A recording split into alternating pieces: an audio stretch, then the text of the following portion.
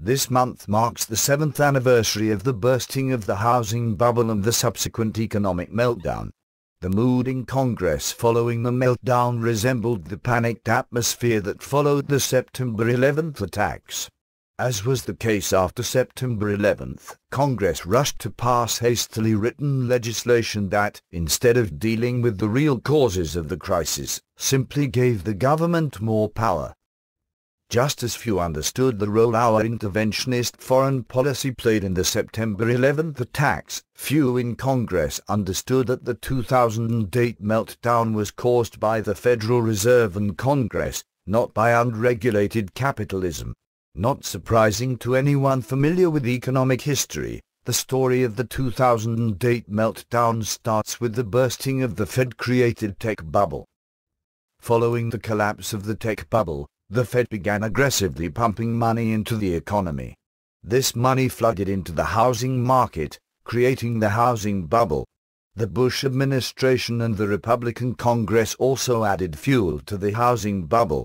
These so-called free market conservatives expanded federal housing programs in hopes of creating an ownership society. If Congress understood the Austrian theory of the business cycle, it would have allowed the recession that followed the housing bubble's inevitable collapse to run its course. Recessions are the economy's way of eliminating the distortions caused by the Federal Reserve. Attempts by Congress and the Fed to end a recession via inflation and government spending will only lead to future, and more severe, economic downturns.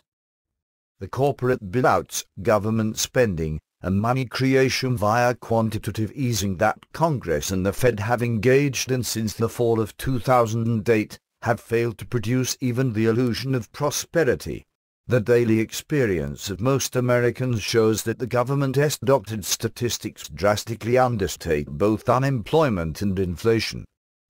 This is not to say that no Americans have benefited from Federal Reserve policies. Even Donald Trump has called quantitative easing a great deal for guys like me. Much of the growth of government over the past 7 years, from the bailouts to the increases in military and domestic spending to Obamacare, has also benefited politically connected crony capitalists. The Federal Reserve's continued delay of an interest rate increase suggests that, contrary to its public statements, the Fed understands that the economy has not recovered from the meltdown and is on the brink of another major recession. Fear that the Fed is not being fully forthcoming with its view of the economy is one reason the stock market declined following the Fed's recent decision to once again postpone increasing interest rates.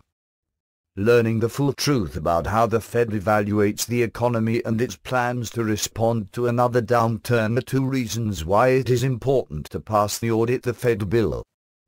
A vote on Audit the Fed would probably be the only good thing to occur in Congress this year. A Congress that cannot defund Planned Parenthood is unlikely to make any serious cuts in spending. Instead of waiting for politicians to do the right thing, those who know the truth must spread the ideas of liberty as far and wide as possible. Only when the teachings of the Austrian school are embraced by a critical mass of Americans will Congress cut warfare spending, cut welfare spending, and audit, and then end the Fed.